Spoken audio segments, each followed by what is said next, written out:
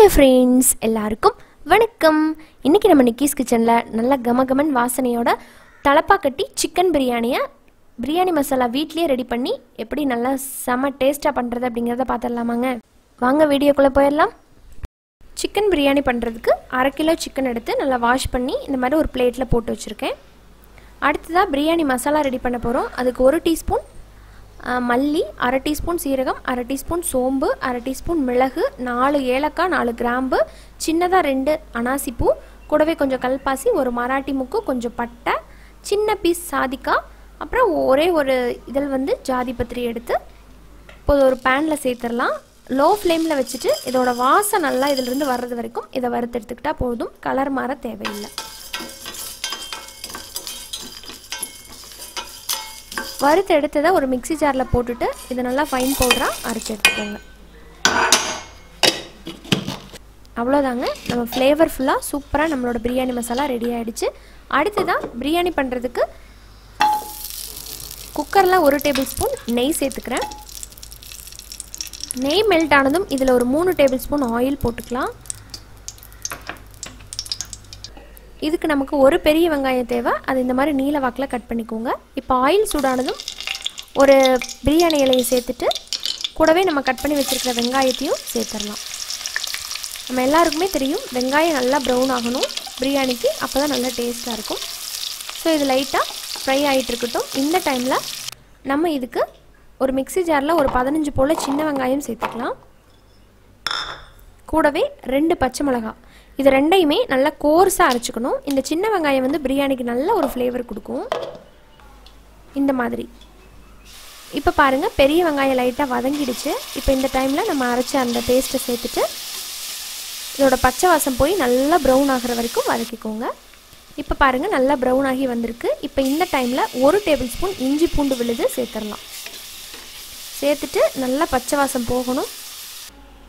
இந்த டைமில் 2 தக்காளியை அதே மாதிரி நீலவாக்கில் கட் பண்ணி எடுத்துக்கோங்க. இப்போ பச்சை வாசம் போனதும் நம்ம கட் பண்ணி வச்சுருக்கிற தக்காளியையும் சேர்த்து நல்லா மசிகிற அளவுக்கு வதக்கி விட்டுருங்க.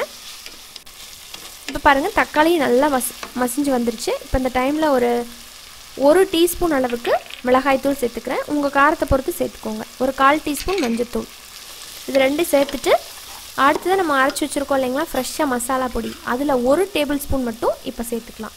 நான் இன்றைக்கி 2 கப் ரைஸ் யூஸ் பண்ண போகிறேன். அதுக்கு 1 டேபிள் ஸ்பூன் சரியாக இருக்கும். சேர்த்து மிக்ஸ் பண்ண உடனே இதில் ஒரு 3லேருந்து 4 டேபிள் ஸ்பூன் பக்கம் தயிர் சேர்க்கணும். சேர்த்து அதையும் நல்லா கலந்து விடுங்க. இப்போ எண்ணெய் தெளிஞ்சு வந்துருச்சு. இதில் கொஞ்சம் கொத்தமல்லி புதினாவை சேர்த்துக்கலாம். புதினா எல்லாம் நான் கொஞ்சம் கம்மியாக தான் சேர்ப்பேன். உங்களுக்கு அந்த ஃப்ளேவர் நல்லா பிடிக்கும் அப்படின்னா கொஞ்சம் அதிகமாக கூட சேர்த்துக்கலாம், உங்கள் விருப்பம். இப்போ நல்லா மிக்ஸ் பண்ணி விட்ட உடனே நம்ம எடுத்து வச்சுருக்கோம் இல்லைங்களா சிக்கன், அதை சேர்த்துட்டு மசாலா எல்லாம் அந்த சிக்கனில் நல்லா ஒட்டி பிடிக்கிற மாதிரி மிக்ஸ் பண்ணி விட்டுருங்க.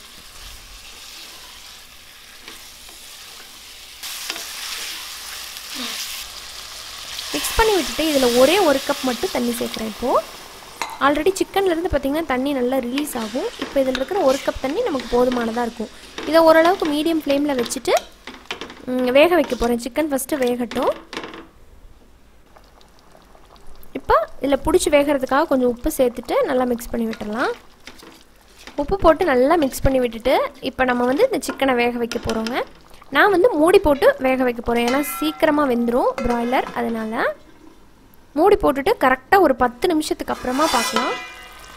ஸோ இப்போ பாருங்கள், சிக்கன்லேருந்து ஆல்ரெடி நான் சொன்ன மாதிரி நிறைய தண்ணி ரிலீஸ் ஆகிருக்கு. நல்லா வெந்து வந்திருக்கு. ஒரு 80%க்கு மேலேயே சிக்கன் நல்லா வெந்துருச்சு.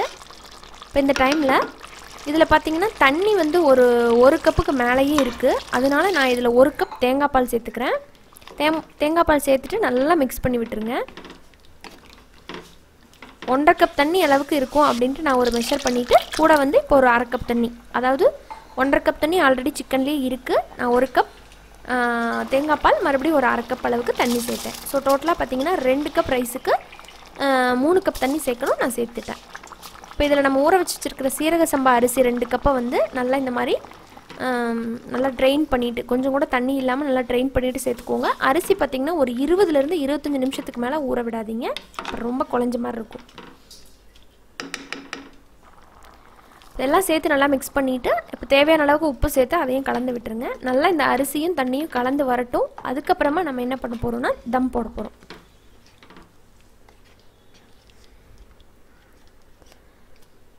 இப்போ நல்லா மிக்ஸ் பண்ணி விட்டாச்சு. இப்போ இதில் கடைசியாக ஒரு அரை லெமனை வந்து நல்லா புழிஞ்சு விட்டுக்கலாம். புழிஞ்சு விட்டுட்டு மிக்ஸ் பண்ணிவிட்டு பார்த்திங்கன்னா உப்பு இந்த ஸ்டேஜில் நீங்கள் செக் பண்ணிக்கோங்க. ஏன்னா தம் போட போகிறோம், மேலே மல்லி இலையெல்லாம் போட போகிறோம். ஸோ இந்த டைமில் நீங்கள் நல்லா உப்பெல்லாம் கரெக்டாக இருக்கான்னு பார்த்துக்கோங்க. பத்தலைன்னா மறுபடியும் சேர்த்து கலந்து விட்டுருங்க. இப்போ எல்லாமே நல்லா மிக்ஸ் ஆகி வந்துருச்சு பார்த்திங்களா. இப்போ இந்த டைமில் ஒரு ஸ்பூன் அளவுக்கு நெய்யை மேலே ஊற்றி விட்ருங்க. அப்புறம் கொஞ்சம் புதினா மல்லி இலை ரெண்டையும் மேலே லைட்டாக தூவி விட்டுருங்க.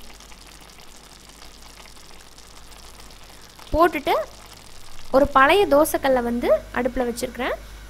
அது மேலே நம்ம இந்த குக்கரை வச்சிடலாம். குக்கரை வச்சுட்டு ஒரு அலுமினியம் ஃபாயில் வச்சு கவர் பண்ணுறேன். இந்த அலுமினியம் ஃபாயில் எதுக்காக போடுறோம் அப்படின்னா கொஞ்சம் கூட இந்த ஸ்டீம் வெளியே வராமல் நல்லா கப்புன்னு சூப்பராக நல்லா தம்மாகி வரும். அதுக்காக மேலே இப்போ ஒரு பிளேட் வச்சுட்டு அதுக்கு மேலே ஒரு ஹெவியான ஒரு கல் வச்சு நான் வந்து குக் பண்ண போகிறேன். இது பார்த்திங்கன்னா ஒரு 15 நிமிஷம் அடுப்பை வந்து மீடியமில் வச்சுட்டு மறுபடியும் அந்த சூட்லேயே ஒரு 15 நிமிஷம் விட்டுறணும். டோட்டலாக ஒரு அரை மணி நேரத்துக்கு அப்புறம் நீங்கள் எடுத்து பார்த்தீங்க அப்படின்னா பர்ஃபெக்டான தம் பிரியாணி ரெடி ஆகிருக்கும். இப்போ நம்ம ஓப்பன் பண்ணி பார்த்துடலாம். இப்போ தம்மை ரிலீஸ் பண்ண போகிறோம்.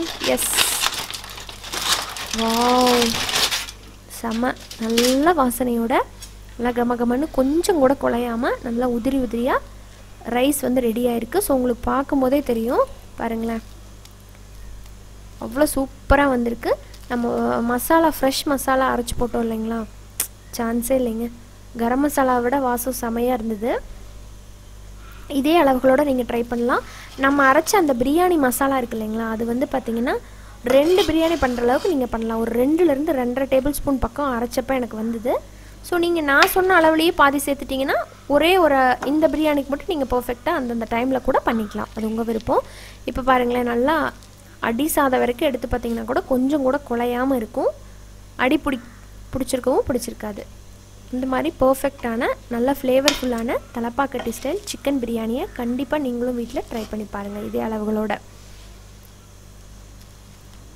நான் வந்து சீரக சம்பா போட்டு பண்ணியிருக்கேன் இல்லைங்களா, நீங்கள் வந்து பாஸ்மதி ரைஸ் கூட போட்டு பண்ணலாம். அதுக்கும் இதே அளவு தான். ஸோ எவ்வளோ உதிரி உதிரியாக இருக்குன்னு பாருங்கள். பிரியாணி வந்து நம்ம எல்லாருக்குமே ரொம்ப ரொம்ப பிடிச்சமான ஒரு ஃபுட்டு. ஸோ இந்த டைப்பில் இந்த மெத்தடில் நான் சொன்ன இந்த பிரியாணி மசாலாவோட நீங்கள் இந்த பிரியாணியை ட்ரை பண்ணி பாருங்கள். ஸோ ட்ரை பண்ணிவிட்டு உங்களோட ஃபீட்பேக் என் கூட ஷேர் பண்ண மறந்துடாதீங்க எப்படி வந்துச்சு அப்படின்ட்டு.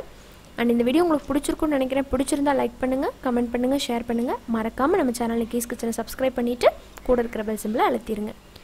இன்னொரு இன்ட்ரெஸ்டான ரெசிபியோட உங்களை சீக்கிரமாக வந்து மீட் பண்ணுறேன். அது வரைக்கும் நன்றி, வணக்கம்.